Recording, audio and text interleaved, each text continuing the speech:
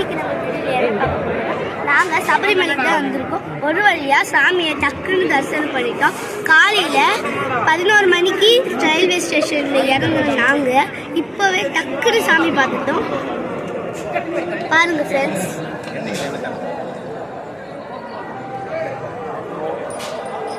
ரொம்ப ரஷ்ஷாக இருந்தது.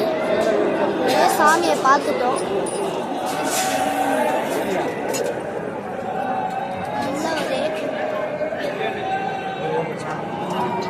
நிறைய பேர் வந்து சாமி கும்பிட்டுட்டு இருக்காங்க விழுந்து.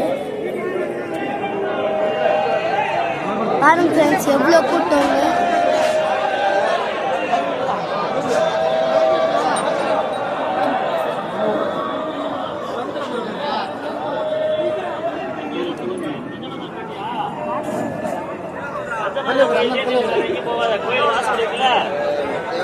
ரொம்ப ரஷ்ஷாக இருந்தது இன்னைக்கு. அதுக்கப்புறம் மணிகண்ட சாமியெல்லாம் இந்த இடத்துல தான் மணி கட்டுவாங்க.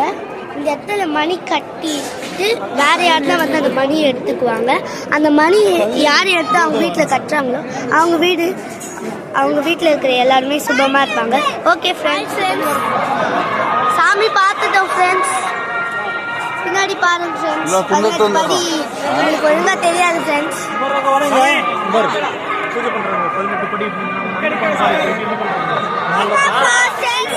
பாருங்க ஃப்ரெண்ட்ஸ், படி பூஜை நடந்துட்டு இருக்கு. 7 மணிக்கு படி பூஜை நடக்கிறது வழக்கம் ஃப்ரெண்ட்ஸ். பாருங்க ஃப்ரெண்ட்ஸ், எவ்வளோ கூட்டம் இருக்காங்க. ஓகே ஃப்ரெண்ட்ஸ், பாய்.